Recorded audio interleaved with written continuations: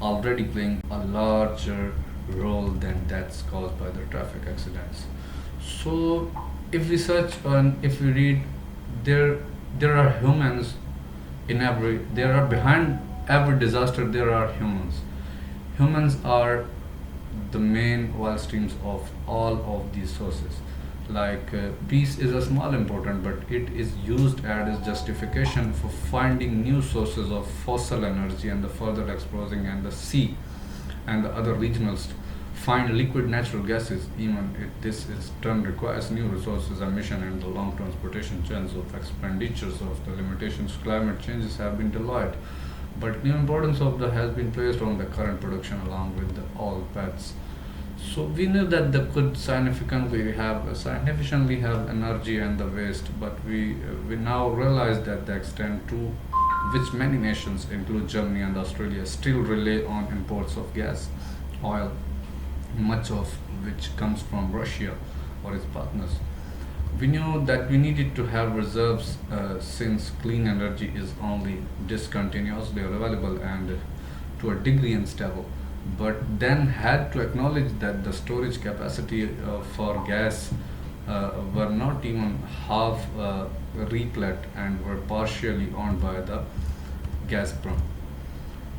We knew that the external safety could, to an extent, be ensured by a peaceful agenda in Europe, but that NATO and its weapons and the forces would ultimately be responsible for security in case of an aggression or conflict.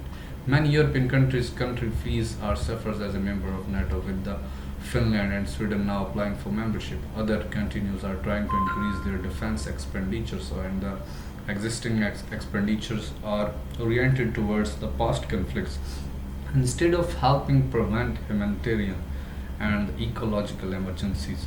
Europe may react postponing necessary changes. What are the more ambitious, the better alternative would be accelerate overall energy and resource saving, and this all towards a new world order. It is no consolation that Europe is not only region taking step in the wrong direction.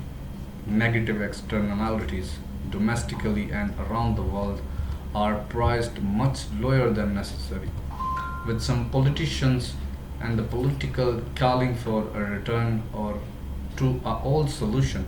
Ecological policy is not looking for synergies with social and the health policies, even in countries that have a long tradition of democracy. The realizations of democracy is far from the perfect, and the populistic inroads are frequent. So who will act?